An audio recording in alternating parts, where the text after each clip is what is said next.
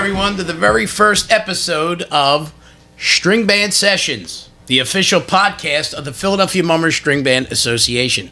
My name is Sam Regalbuto, and I am the president of the association, and we have some really exciting news to share.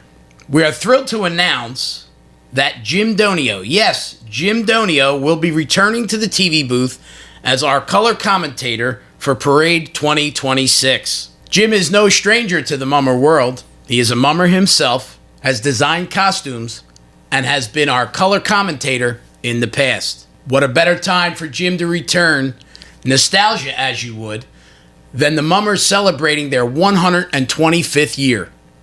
And also the 250th anniversary of the United States of America.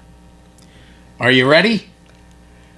I've been wanting to come back and do this for a long time, so I'm more than ready. Here we go. Thank you so much. Absolutely. So, let's get started at the beginning. Okay.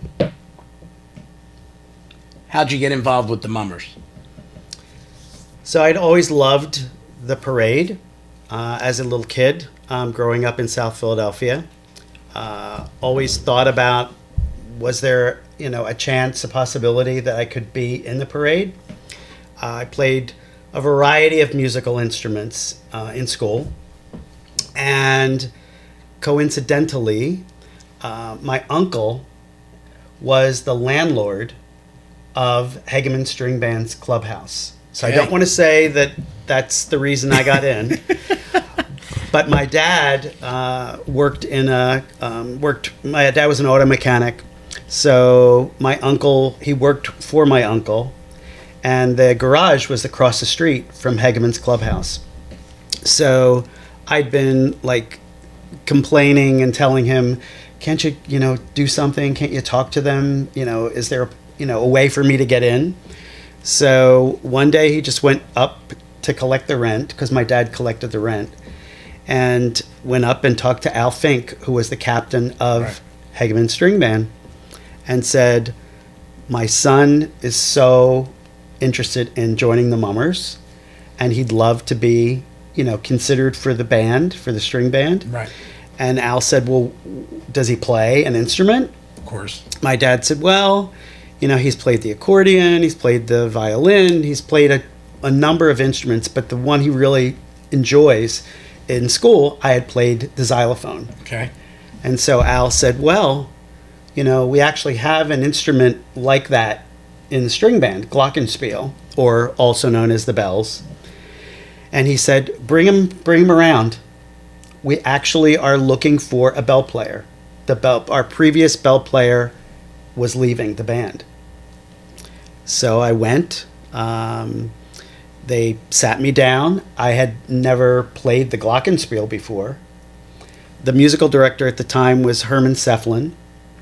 And here's the kicker. The kicker is, even though I had played the accordion, the violin, the organ, the xylophone, I could not read music. I couldn't read music. Natural. I couldn't read music, only by ear. Came natural. So Herm said, what? Well, if you knew Herman, Herm started swearing up and down, to Al, were you bringing me this kid? He can't read music? Al says, give him a chance. Okay. I said, I think if the band plays a song, I think I can then play the song.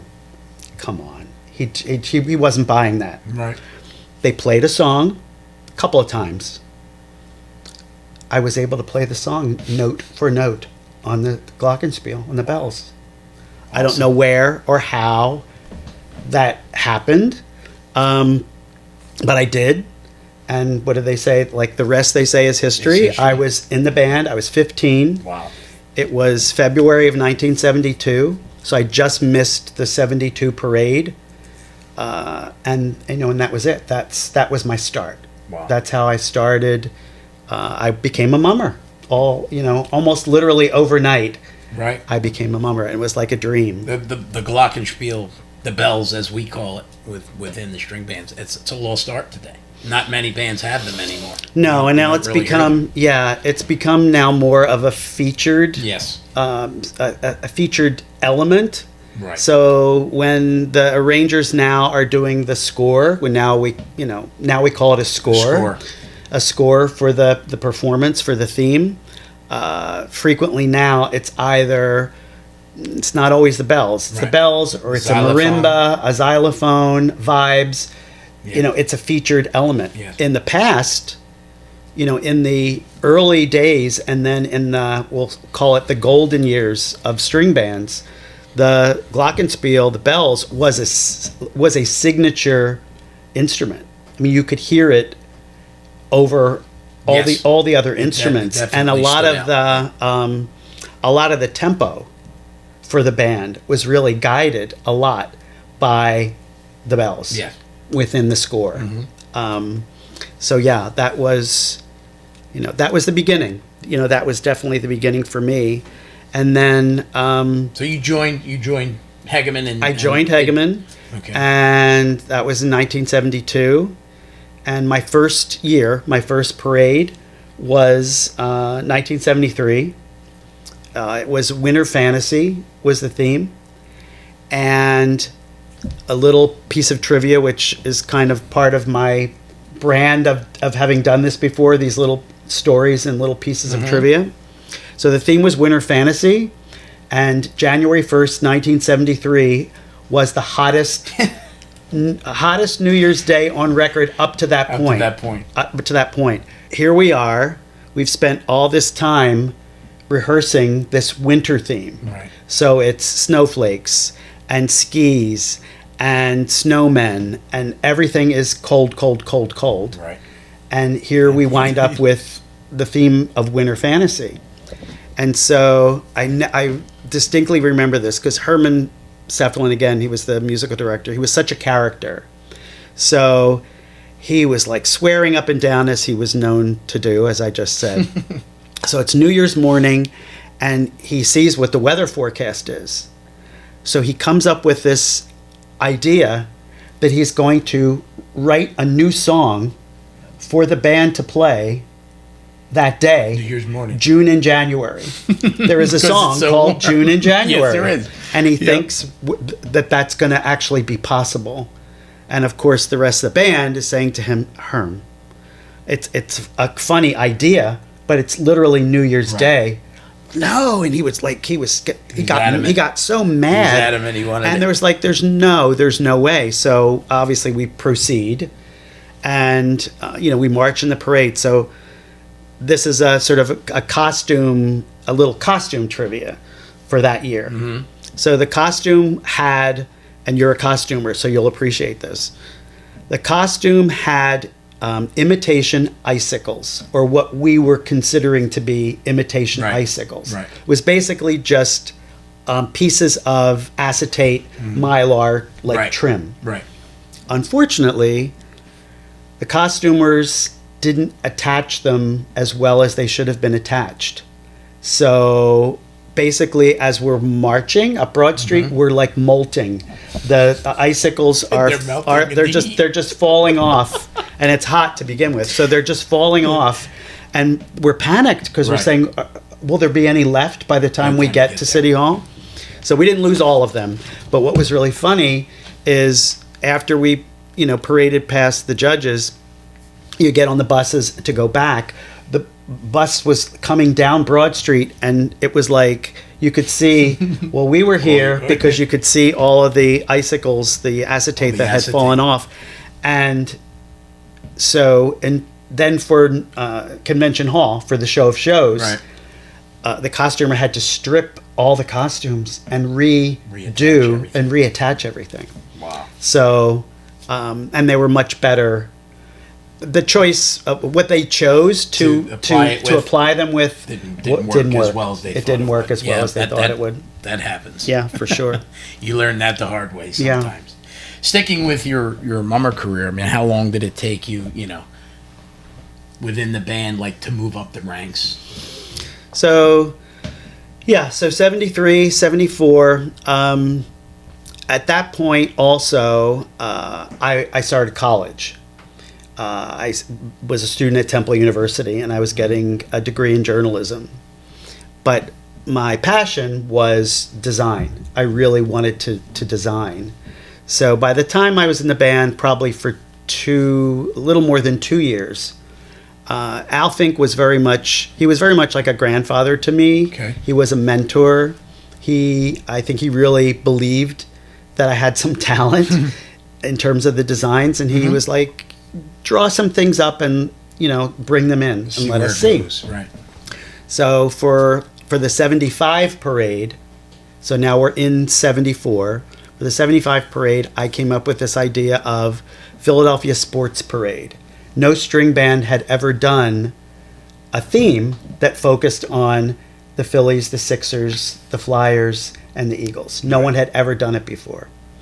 So the band liked the idea, but then it was like, all right, well, are we all going to be dressed in like uniforms? Like, what's this going to look like? Come up with an idea. So I came up with the idea that we would be dressed as a marching band, like a traditional marching band, but in the colors of the city of Philadelphia, which are actually the blue, the blue and the gold, that are the colors of the light blue, turquoise, and gold. Yeah. So I designed it, full marching band, the fur busby, and we had a cape with some of the logos on the back. I brought it in, and it was like, okay, thumbs up, we're going to do this. Herm actually liked the idea. He liked the theme. Everything works out, and we get to New Year's Day with this theme, a Philadelphia Sports Parade. And so the parade begins, and it's a nice day. We were very much toward the end of the parade. Right. And about midway through the string band division, it starts to rain. And I'm not talking about I'm not talking about drizzle, torrential downpour, or a little spritz. Yeah. I'm talking about a series of torrential downpours, and probably the first 10 bands had already been judged, and it was, what are we going to do? Yeah. And Jim Donio was the president of the association at the time, and they called him in because South Philly had already performed. It was raining, and they asked him, what do you want? What do you think we should do? And he says, we're already wet. Like, I don't think there's anything we can do. So the parade proceeded. So we were about at Broad and Pine, and I played the glockenspiel. Now, if you don't know the glockenspiel has felt underneath of the keys, the pads that makes the keys, makes the metal resonate, makes the metal resonate and makes it sound. Yeah. So we get to Broad and Pine, and I start, like, we're playing a song, and there's no sound. It sounds like I'm just hitting a block of wood. Right. And I lost it. I completely broke down. I was so upset. I just started to cry. Full headpiece, everything. I just walked out of line, walked over to the side of the street, and just sat down and thought, I cannot believe this is. I can't believe this is happening. Obviously, I had to get up and get back in. And Hegeman always brought a spare set of bells. Always. We never had to use them. We were literally going around City Hall, going around South Penn Square, and we're playing, and we stop, we pause, and a marshal came in and pulled the one out, put the other one in, and we went right into the judging area, and the sound was able to come out, but it was pouring. It was pouring rain, and we had these beautiful fur busby hats, and we had this gold and turquoise feather work, and it just melted. It's all stems. It just came right into it. So. And for all the bands, I mean, so many of the bands, the damage was in the tens of thousands of dollars. And so because the Show of Shows was such a big source of revenue, all these bands had to redo a lot Back of pieces, costumes. a lot of it. Instruments, like you say, being damaged. It's thousands and thousands. It was tens. Of I dollars. mean, imagine Reeds that. getting Imagine soaked that happening today. Yeah. We don't have the feather work, Right. but the expense of the instrumentation, the props, yeah. the sets, and all of that. And so that was, That was not to prolong that, but didn't you did the sports? But didn't Tom Howley walk the whole parade in ice skates? He did. Tom Howley, who was in the band, insisted that he was going to be like Bernie Perrant, and we made Butch Robeson, who was just one of the geniuses of costuming. He could make anything. He could build anything. He would just say, "You draw it, and I will make it, and I will make it." And so Tom insisted that we have a life-size replica of the Stanley Cup that he was going to carry. Mm-hmm.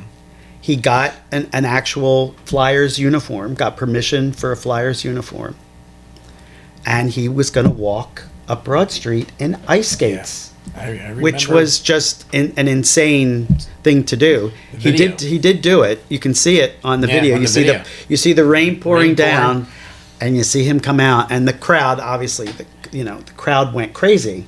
Could you imagine today we get caught in a storm like that? There's no crowd that stays to listen and watch. They were sidewalk to walk. Oh, it was in the pouring rain, and people stayed, and they stayed. People stayed. Yeah. People stayed. What a time! It was a different time. Yeah. The heartbreak of that, over and above just the loss, the money, and everything, was the forecast. Now today, as you know, because you're there on New Year's morning, with all of these resources that we have to check what the forecast is going to be. Mm-hmm. The National Weather Service, AccuWeather, all of these sources. Days in advance were... And no one saw this coming. That's what the heartbreak was, is that no one... It was completely out. It was just one of those things, completely out of the blue. And I think the hope was... It's just a shower, and it's going to pass quickly. But no. It rained the rest of it didn't pass. And so that went, we went past the parade. We did, show of shows. And then around this time of year, actually, around May, the bands would go into record the Best of the Mummers, which was every year we released the album. An album. The Lenny Rosen special, yes. And the studio was out near 69th Street in West Philly. Right. So the night that Hegeman happened to be scheduled to record. Now we had just done this Philadelphia Sports Parade, so that's the routine that we were playing in the studio. Shure Records in the studio. Yeah, Shure Records. So we're playing the routine. And all of a sudden, someone comes in and says, "Oh my God, the Flyers just won the Stanley Cup." And we're literally in the studio playing "God Bless America." Right. So we just, it was one of those moments. People just said, "We got to go out. We got to go out." We left the studio and paraded on 69th Street playing "God Bless America." Cool. And people were coming out thinking, what's going on? The Flyers won the Stanley Cup. Timing. It was just crazy timing. Yeah, that's awesome. That's awesome. So here you are. You're in the band 2 years. You're designing and producing a theme. Mm-hmm. Where do you go from there? So it was interesting because I was sort of beginning this sort of my professional life at the same time. Right. I was graduating from college, or getting ready to graduate from college, and had this degree in journalism, but I still was so interested now that I'd had that taste of it. Right. And Al was very interesting. He was very, very, very old school.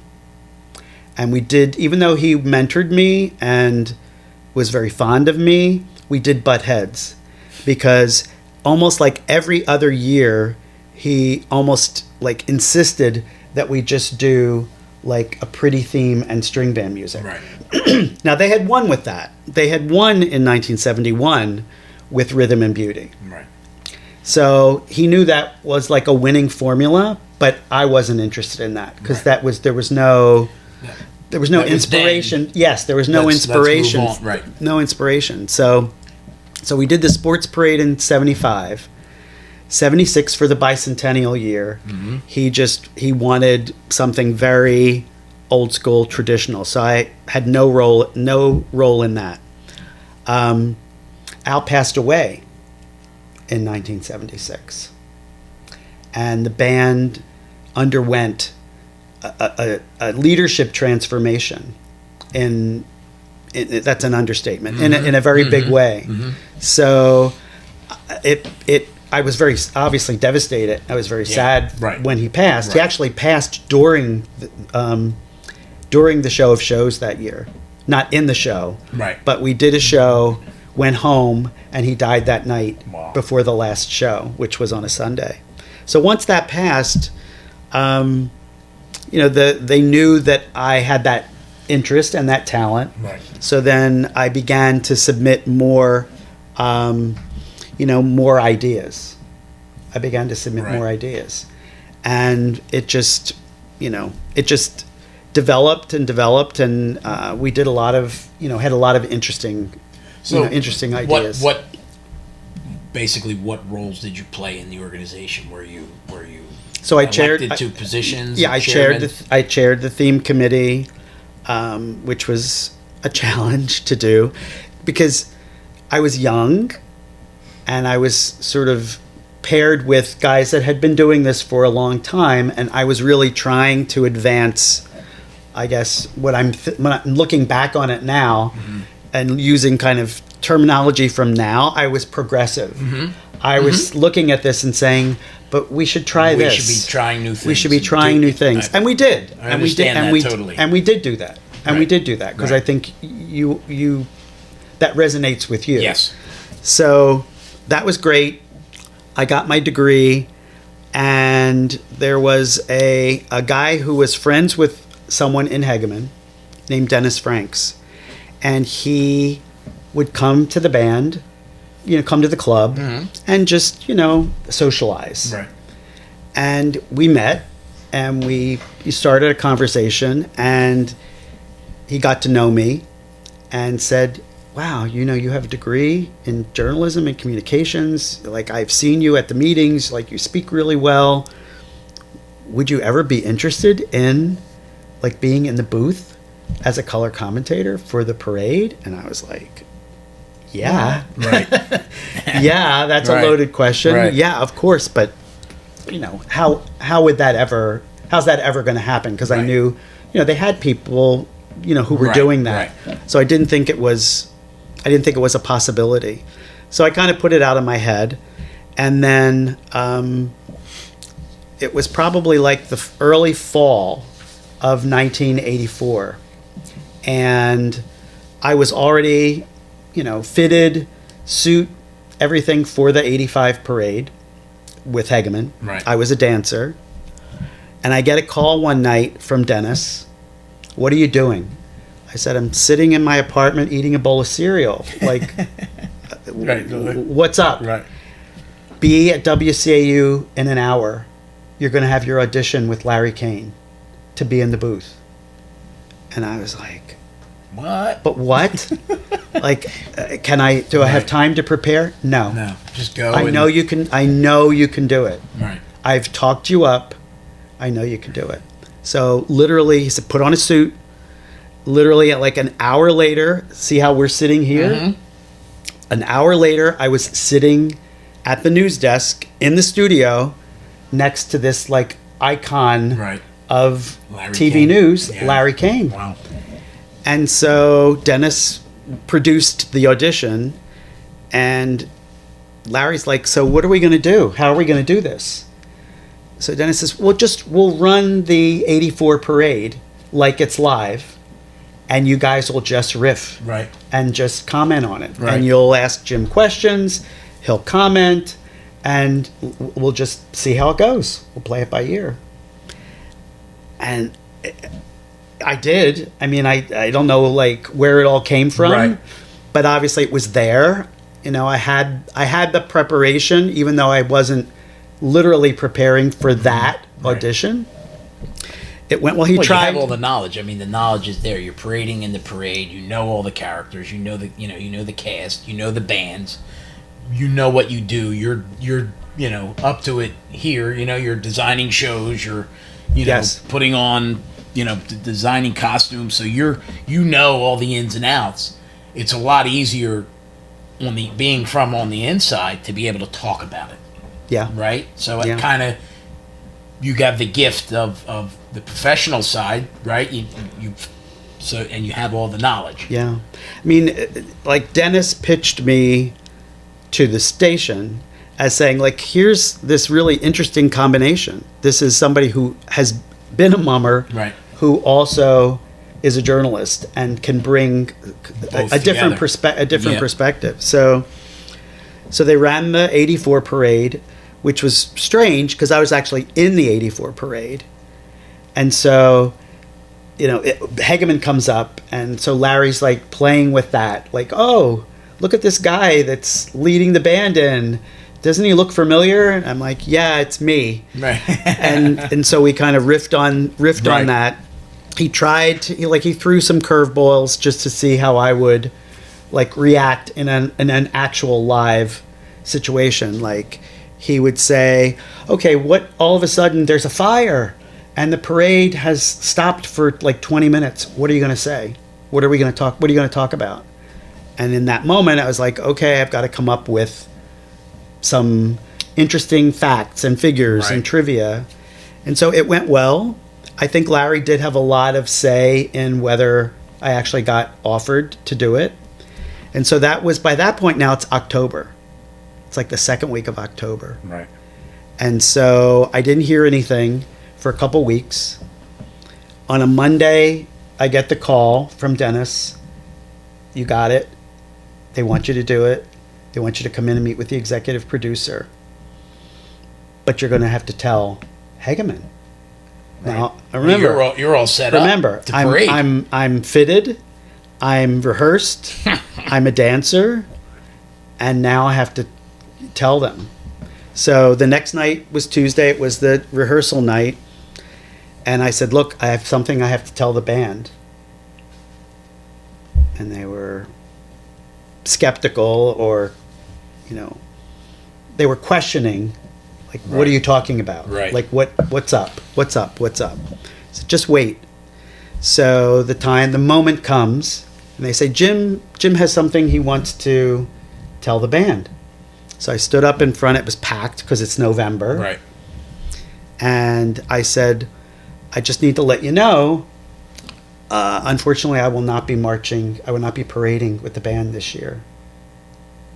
And obviously the reaction was silence. Right. I said, but I will be at City Hall before you. I will be at City Hall before you because I've just been hired to be the color commentator for the string band division. And then, there was, Right. lots of excitement.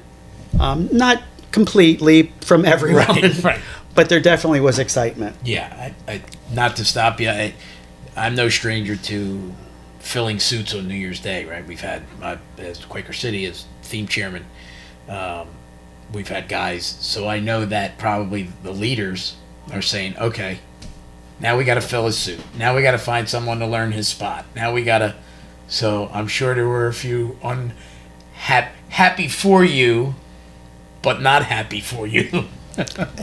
That's probably an understatement. But so I will say within minutes of my having made the announcement, they had pulled this guy into the back room, and he was about my size.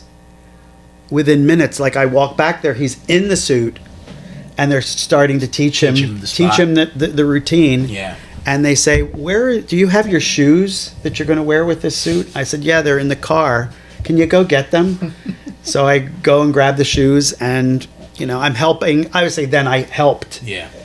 with Right, showing I helped him to make get to where he to needs make to the be. transition, Yeah. and then, that's November, second week of November, and so between then and New Year's Day, now I have to visit Your research. all the 20 plus bands, which I did, 20-something bands, yeah. and I'm new at doing it.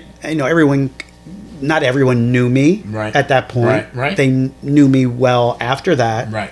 And then here I am, January 1st of 1985. I'm now, in the booth with Larry Kane and the other talent from WCAU who were broadcasting the parade that year. Jim, first time in 13 years you haven't played with him. It's a real emotional moment for me right now, Larry, but Hegeman this year, if they want to get their theme across, they're certainly doing it right now. It's Stand Up and Cheer America. The captain is Joe Walters. It's his second year as captain. He's a veteran mummer. Making his debut is presentation director John Pignotti Jr., and the music director is Walt Lewinsky. And the theme centers around patriotism, the spirit of America. We're going to see a lot of the spirit of America portrayed here with military maneuvers, with marching band maneuvers, and with a lot of patriotic tunes. CAU kept the parade for 86, so Right. I did it a second year with CAU. And then KYW Right. We got a the new TV contract. Yeah, they got the contract for 87. Mm-hmm. So for 85 and 86, I just did the string bands, Right. the string band division. The executive producer for 85 and 86, Suzanne Hansbury, she was going to move over to KYW for the 87 parade to executive produce again. And she met with the people there and said, Jim could probably do like all of the divisions if you're interested in that. And so they proposed that to me, and I thought, okay, seems exciting, but seems like it would be a tall order. But they offered it, I did it, so I did all 13 hours for the 87 parade. Wow, that's a lot of research. Back then, I mean, you know what I mean. You're looking at now there's 14 bands. You had 20. There were 20 plus bands. I don't know if there were 25 maybe in 87. I can't remember. In the 20s, there were definitely in the 20s. Right. And then, but the brigades were not in. The brigades were still on the street. Still on the street. So it was all the brigades, all the string There were bands. a lot of brigades then too. There were a lot more brigades. Didn't do my research enough to not remember the numbers, but you were in the 20s. You were in the high teens. For the brigades. I mean, parades back then would go till midnight. People don't realize. It was the younger generation doesn't realize there were a year or so where if there was a delay or something, the parade was still on TV No, you're at right. midnight. You're right. Then the parade down 2nd Street went till all hours. Yeah. Yeah. That's true. It was something I never expected to get the Right. opportunity to do. It was a marathon, for sure. Yes, it's a long day. But when I look back on it, when I look back at that parade at that day, and I Right. think, wow, that was really something to So be able to do that. We've been fortunate enough the last 2 years to be nominated for an Emmy. In that switch over to KYW, you guys did a special program called Mummer Mania. Mm-hmm. And you won an Emmy for that. And the show, You won an the Emmy show for that. won an Emmy. Yeah, it won an Emmy for outstanding cultural programming. Yeah. So it was a post-parade show that we did at the museum. So it was Nancy Glass and Ray Murray were two of the hosts Right. for KYW. They did Evening Magazine, and they did parade coverage as well. Mm-hmm. So I was a special correspondent and appeared in that special. And yeah, it was nominated, and it won a local Emmy for 1987. So one thing we always hear is, especially on social media from some of our fans or, some of the actual mummers themselves, is that the best parade broadcasts, like in the 80s, the golden age of mummery, to me, someone who understands the string bands from the inside, right? You have that firsthand knowledge from being in. You're still involved with us. You have been involved with us. You've never gone away. So what, how will you approach telling the stories behind the performances, helping viewers appreciate what goes into each band's prep for New Year's Day and what goes into that spectacle that they get to see? Yeah. So I think I will approach this from the standpoint that I'm not there to be judging, because I'm not a judge. Right. And the commentators aren't there to judge. Right. And I approach it from the standpoint that every band's performance is great for them. Every band's performance is appreciated, and they've done well. So I don't think the commentary should be there to say, oh, that was great, or this was great, or they did this great, or they did this well. I think people are interested in information about, like, how did they do this? Why did they do this? Why did they play that song? Where did that material, like, is that something new? Has that ever been used before? So facts, figures, things about that sort of underscore how things come about, how things come to be. How many times, making a comparison here, if you're like at any kind of show, if you're at a concert, or if you're at a Broadway show or whatever, and you're sitting there and you see something, you observe something, you think, wow, like, how did they come up with that? Or how do they do that? So I think that's something that people are interested, would be interested Absolutely in. I think people that are in it would be interested in that. Right. And now, this parade is live streamed all over the world. Yes. So we have to approach it from the standpoint of, if people are appreciating it and enjoying it, they also would love to have some insight. Now, having said that, the timing to do this is very limited and very compressed. Right. So I think it's important, and what I did when I did this the first time around, and what I would do again, but I'm different now. Right. So I now have more decades of exposure, experience, as someone who does a lot of speaking. So I have that. Right. But I also have, I think, more insight, because things have changed. Yes. The string band division has changed. We don't have the costuming has changed. The musical instrumentation, the emphasis in different areas, that has changed. The choreography has changed. The use of sets and makeup and props, that's all changed. Yes. So now we need to look at it from the standpoint of, what is a string band performance executing on a theme for 2026? And I will make it a commitment. Obviously, I want to talk to everyone. I want to visit everyone. Right.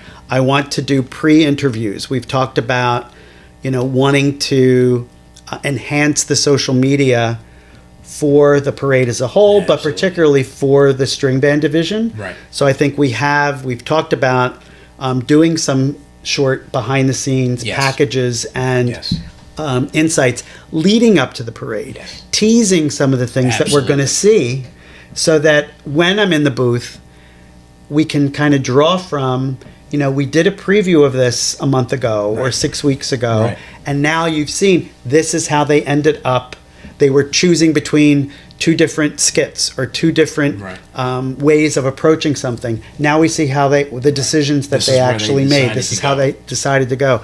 So I think and obviously needing to compress that into a soundbite, because that's what the commentary really ends up with. It's a series of sound bites that you hope will be something that people will remember. I'm surprised. I'm surprised at times when a younger generation of string band guys will come up to me, or have come up to me, and quoted things that you said, that I said in those 3 years in the 80s, and I'm like, wait a minute, like, how do you even know? Like, No, we love that Yeah. because one of the ideas that I pitched when I did the parade previously was I said, what if we did instant replays at the end as the band is leaving? That will give an opportunity to say, did you notice this? Right. Or how about when they did this? And kind of recap that. I pitched that to the producers as like, think about how that's done in all kinds of live events Right. and sporting events in Right. particular. People like that. Yes, they do. It's something that Because it happened, it just went by so quickly, and everybody's like, oh. I would love to get a glimpse of that. And I think for a lot of years since then, when they used it, they kind of wasted it with doing the captain's interview. I mean, they have to go right out and do the cap, but they did it on the captain, and the captain one is out of breath. And then he's trying to watch this little screen, and he's trying to talk about the performance. Yeah, it looks great, looks wonderful. It should be left to the commentators to talk about that spectacular production that was just done. And, so do you think that that's something that the bands would be interested in incorporating something like that? I think it should. I think that it's something that we could talk to the station and try to put it back. I'm big on nostalgia. The last couple of years, I believe in the parade broadcast, they went back to showing clips of the bands wishing the fans out in TV Happy New Year from South Philadelphia String Band or Fralinger String Band. And I think those are things to identify with an audience. They got to know. They don't get to see the performer. They're masked. They're make-upped. So to see a group of guys, right? Your captain, you're at your clubhouse in jackets or at a drill, wishing the people that are sitting at home watching and watching around the world, because like you said, yes, we stream around the world, but we're seen around the world, right? We get messages from people all over the world that love what we do, and it's amazing that at 125 years, more people don't know who we are. But all those little nuances is what makes the broadcast better, right? And it's been missing that for many, many years, and that's one of the hopes of getting you back in there. We can bring back that old nostalgic. It's everything seems so cookie cutter anymore. Mm-hmm. I think so. One of the things that I've been thinking about in doing this again is particularly because it's the 125th. So there's things from the past that people perhaps didn't know or don't remember. So I thought it might be fun, not necessarily in the live broadcast, or maybe if it can be fitted in, but maybe a little interesting historical fact about each band could be interesting to incorporate. Yeah. And that's something that would be, oh wow, oh that's really cool, that's really that's interesting. Yeah, so the newer fans that don't know all those things and have, because there are fans that have been watching but there are new fans, and to hear a little fact about the organization more than just everything that's happening right then and there. Exactly. All that little nuance is what I've been trying to do. Well, it's the color in the color is the color in the color in the color commentary is to add that element within the constraints of the time. And I think it's possible. I think that this is we've said this is a special year, and there's an opportunity here to marry the past with the present, like you said, with what are we seeing right now, and what's the future? Right. Like what are going to be the next trends or the next developments that the bands are going to utilize, are going to incorporate. How will our productions change? How will the productions change? Yeah. I don't know. Is there a way artificial intelligence could be somehow utilized? It's already being utilized from a design standpoint. Just seeing some of the pictures that come in for costuming, it's a little crazy to try and decipher. But we're already there. So in the artificial intelligence being used to create things. That would be something interesting Right. for me or for the other let the commentators fans know. to say is, We've you know, come- don't yep. think about this as just something that's old. Right. Something that's nostalgic is important, but the new ways of creating and utilizing tools today, I don't know, you know, how much of the musical arrangements, you know, what are the new ways or the technologies or tools that are being used to arrange the music, to teach the music. So I think it's important for the audience to know that there's a past, there's what you're seeing right now, and that there's a bright future for the parade and, you know, and for the string bands. Yeah, I mean, one of the advancements that we've done from a technology standpoint is cold sparks, or, you know, stuff like that. You were never allowed to have a lot of things like that, and then now we're broaching certain things to add into the show. That's one, safe to do, but so yeah, I mean, I'm sure AI will play a part. I know that, you know, technology has taken a major role in other divisions in the parade, and has set their, you know, Yeah, future. and didn't you say to me, we were looking at one of the costumes from last year, that one of the bands made the hats Yes. themselves, and that they Yes. used like a digital printer Yes. to make some of the They printed all the three-dimensional little gadgets, the and stuff that go three-dimensional on the items. suit. So, Yeah. you know, I think that's something interesting. Absolutely. That's something interesting Absolutely. for people to how costumes have changed. how like costumes that. have changed like that. Yeah. Absolutely. So I have another question that was brought up. What are some aspects of the string band performance that you personally think are often missed or misunderstood by casual viewers? Yeah, so I think that circles back to the context for something, like why a choice was made, Right. why a particular skit was done, or an element of humor. The scores today, the musical scores, are so, for a lot of the bands, are so intricate that I stand there when I'm watching, watching it for the first time, and think, like, how did this arranger weave so many bits and pieces together in such a seamless way?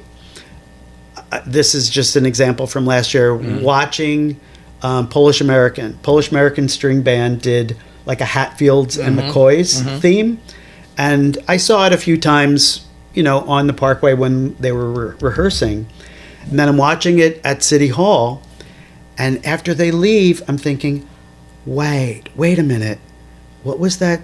That was the theme song of the TV game show Family Feud. Family Feud. I thought, what a brilliant, who thought of that? What a brilliant Right. way to incorporate that into a theme that's about a feuding families.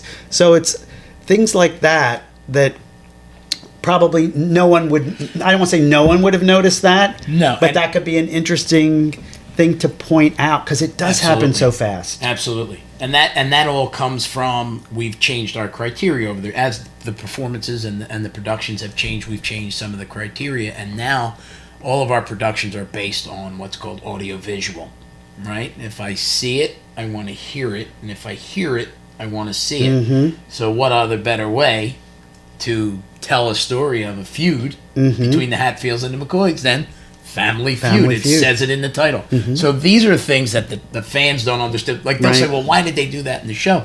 Well, because our criteria is driven to tell that story, Yeah. right? You're telling the judges. Exactly. And I think one of the other things that may be missed, or just people don't immediately grasp it, sometimes there's satire. Yes. Sometimes there are elements of humor that go by very quickly. Yes.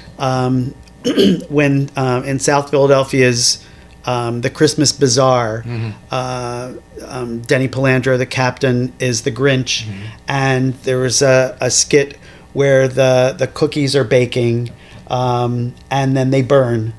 I mean, just little elements. You little, hear the ding, and he's like, burnt. Yeah. like little things that just I think a bigger takeaway, a bigger thing that I think it's really important to emphasize to people, because I think people see this, and if I were seeing it for the first time, if I had no knowledge of it and I'm witnessing it for the first time, I would think, oh, these are professionals. Like, this is like a Broadway show. Aren't these paid musicians, paid dancers, paid everything? I think it's really important. Say it once, say it more than once through the division. These are not professionals. This is a non-professional, this is a voluntary organization, series of organizations that devote their time. These are working people. Yeah. These are professionals in other ways. They're not professional dancers, musicians. Right. They are doing this for the love of it. Yes. What's important? What's the takeaway? Why has this lasted the way, as long as it's lasted? It's community, it's family, it's joy, it's entertainment. It's, bringing something bright and wonderful to people. It's one day out of the year, but it's special for that reason. Right.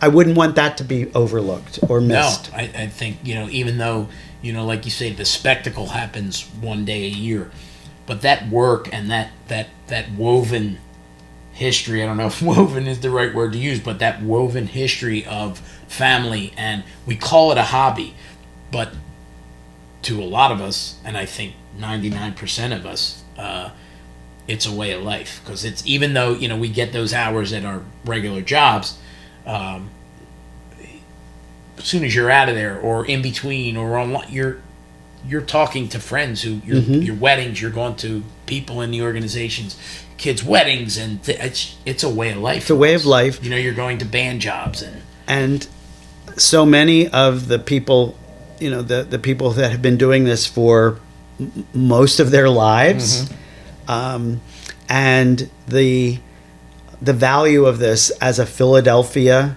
tradition. So many, a lot of the people, the groups that are involved, the bands, have become ambassadors for this. Yes. Have traveled to Asia. Quaker City, I know, has traveled to Asia. Woodlands traveled to Ireland, to other countries. So it is a global event, and I would love to see it. I've always felt this way. I've always wanted to see it reach the sort of level of notoriety and awareness and exposure that the Mardi Gras has, that the Carnival in Rio. We're all so often compared to those locally. I can't wrap my mind around why we aren't. So, not only nationally, but nationally. So first, that should be right. We're not. That's our goal. That could be a goal. I mean, that could be a goal as president to try and make us, more. And this could be, and this parade being that. I mean, this is interesting for people. The country is 250 years old. Think about the fact that the parade is half as old as the entire country. Yes. I don't think people would think for a minute that this has been around for over a century. It is the longest continuously running folk parade in the country. Yeah.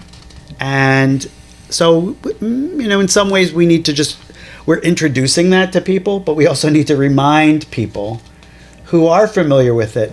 This is like a jewel in Philadelphia's crown of just amazing thing that gets produced every year, and just remind people about that. Yeah. I mean, you kind of covered one of my questions, which was, what do you think has remained at the heart of the tradition all these years? And like you said, and we're talking about now, the woven, the family, the community. I mean, anything else? I mean, think about how much the people that devote their lives to this. And I know, there's all kinds of phrases that go around, like you spend more time with your bandmates than in some ways you spend with your own family. Yeah. So I think that's another part of the reason that the familial sort of passing on the tradition within families. Yes.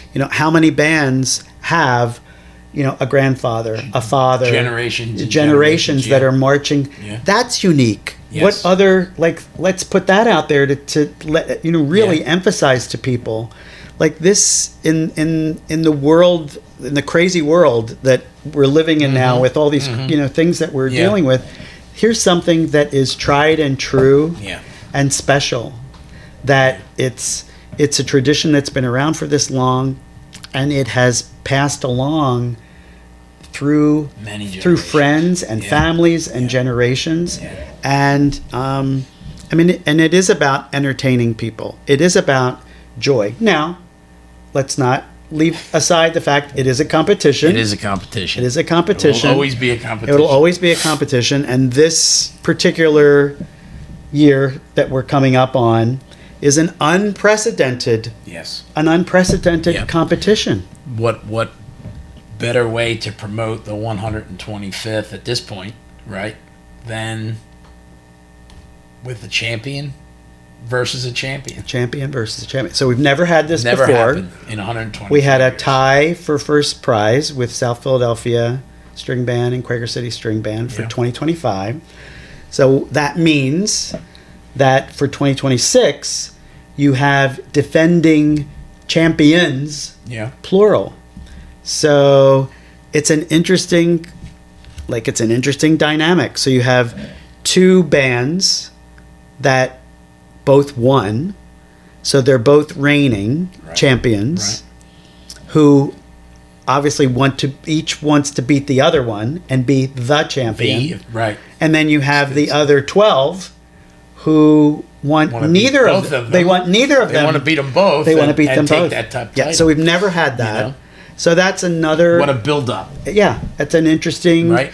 That's, Who will reign? It's a little. in the end? Yeah, there's suspense to It's that. awesome. Yeah. Yeah. So that's pretty But cool. you could look at a lot of people could look at it in a negative way. I personally look at it like you're looking at it in a positive way for the hobby, for the tradition, to say, look at the promotional value we get out of this happening, especially going into such a milestone year, something that's never happened in all the years that we've been doing this, and now we get to face this and see who of the 14 comes out on top. Yeah, I mean, I know there was obviously lots of conversation around the fact that there had never been a tie in 124 years. Yeah. And so, everything happens for a reason. Right. It happened, and now, we're looking at this in a way that there's definitely excitement. It definitely is going to absolutely. create some excitement. It's in social media, we talk about creating buzz and getting people talking. You want people to know And you who want we pe- are. and- yeah, and you want create people- the buzz. and you want We people to have be the talking buzz, about right. it. Yeah. And we have to use it. Instead of just another year going by and we're all focused on our competition, and we have to use all these, unique opportunities to further our, Yeah. outreach. So Jim, you've worked on an official side for over the past 20 years with the Mummers, especially on New Year's Day. You've been a part, I know, the last 6 years with me, officiating the parade and working the parade route for the string band division, and now you're going to be leaving that position and heading into another position. But where are you outside of all that? And our fans knowing where you are in the Mummer world, where are you in your professional Yeah. life? So I ended up working in the music industry for over 30 years. I ran an organization that promoted the whole music industry. So I traveled around the world. I put on a lot of big shows, events, red carpets, conferences, conventions, worked with a lot of artists, musical artists, and had the opportunity to provide basically a platform for record labels to introduce new artists to the industry. So it was very exciting, and a career I certainly didn't plan for or anticipate. And so once I've kind of finished that part of my life and my career, I decided to teach. So I am back where I started. I'm back at Temple University in Philly, which is my alma mater. I returned there in January of 2019. So I'm a professor there now, and I teach recording industry and music business. Nice. I help students get internships and jobs. I coach them to explore careers using my history and my experience, not unlike what we're talking about here, drawing from my experience and my knowledge. And what's interesting is, so a lot of students aren't from here. Right. So, part of my introducing myself to them and talking about, my life and my career and so forth, I do talk about the Mummers, and I do talk about being involved with the string bands, and it's something that they're not familiar with. So hopefully I'm turning on some new, younger fans. Yeah, that's what we need. For the parade. Absolutely. That would be awesome. That's awesome. Well, that's awesome to hear. You've had a very. Do you feel that you've had a very cool experience life-wise with your profession and yeah, I mean, yeah, I was very fortunate, and I talk about this to the students, like how lucky am I that I wound up spending literally half of my life at a job in an industry that's music, that brings so much emotion and joy, and music is always there for you. And I say to my students, and I talk about this a lot, is that, with all the other media that we have, TV and books and theater and all these things that we enjoy, there's just something powerful about music. Think about how many times you may watch a particular TV show or see a particular movie or read a particular book. Now think about how many times you listen to a particular song or an album, and how many times you go back to that. Yeah. So the idea to have a life that surrounds and embraces something as special as music, I was really fortunate, and that's what I'm trying to impart on these young students. Kids, that some of them are songwriters, they're musicians, they want to work in the industry in some fashion. So I decided to go back to this because I wanted to make a difference, and be able to share what my experience was. Right. And so as it relates to this, as it relates to Mummers and being in a string band, I was a musician. I started this, playing an instrument. So music has been part of my life in that way. I would never have imagined it would expand into something that was an actual career and a profession. But it does give me context and perspective, and absolutely an appreciation for what the importance is and the value is and the hard work that these bands do. It's I'm always impressed. Yeah, I'm always impressed.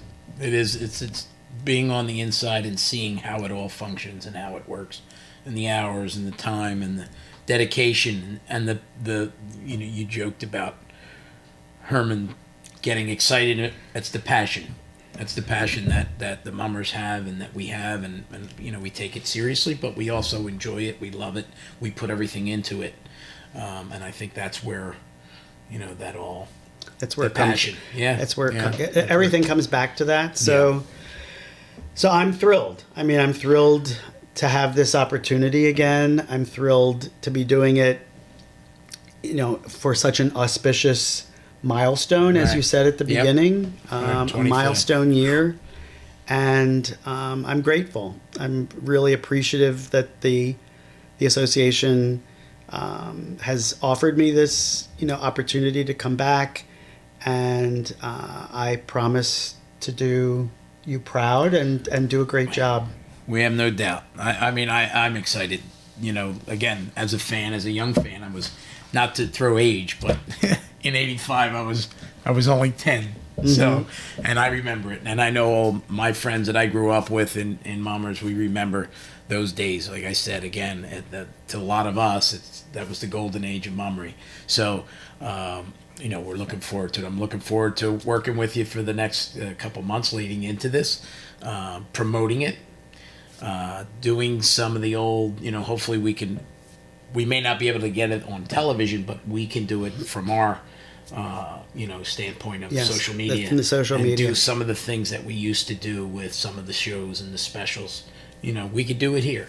And I'm hoping that that's what we do, and we bring light to our hobby, a lot of positive light, continue to bring a lot of positive light. And I know that you're the person to do that, and to work with us and make that happen. So I think we're at that point where we can call it a night, I guess. But Jim, thank you so much for coming in. Thank you for saying yes. It's important to me, and I know, again, it's important to a lot of the mummer people out there and the fans that will remember you and all will be. I'm sure that they'll be excited. So, Jim, to close, I want to thank you for coming on the first episode of String Band Sessions. I'm not used to being in this position of the interviewer. I'm used to being the interviewed, but you will be taking this seat and being the interviewer from now on. Thank you for sharing your story. I know that I'm excited, and that's why, we asked you back. I'm excited about it. I know mummers from all generations that know and remember those parades are excited about it, and I know the fans will be excited about it, and I know they'll be excited about your take on the string band division and the spectacle that we are, from a entertaining standpoint, and hopefully we can make the 125th Mummers Parade an unforgettable anniversary. So our parade kicks off the 250th anniversary for the country, and there will be a special event in Philadelphia that will take place January 8th at the Mummers Museum that will kick off the festivities for the 250th, since this is the birthplace of America, Philadelphia. They're going to start with the celebrations at the Mummers Museum on January 8th. And the next time to see the string bands and all of us live again will be June 14th at the Seaport Pier in North Wildwood, New Jersey. Go to our website or Facebook page for information and details. Also, to get tickets for that event, you can go to our website and Facebook page. You can buy them online. Thanks so much for coming, and I hope to see you again soon. I'm excited. The next episode of this show. I'm excited. And, looking forward to it. Getting ready to work towards putting on a spectacle parade. Absolutely. All right. Thank you.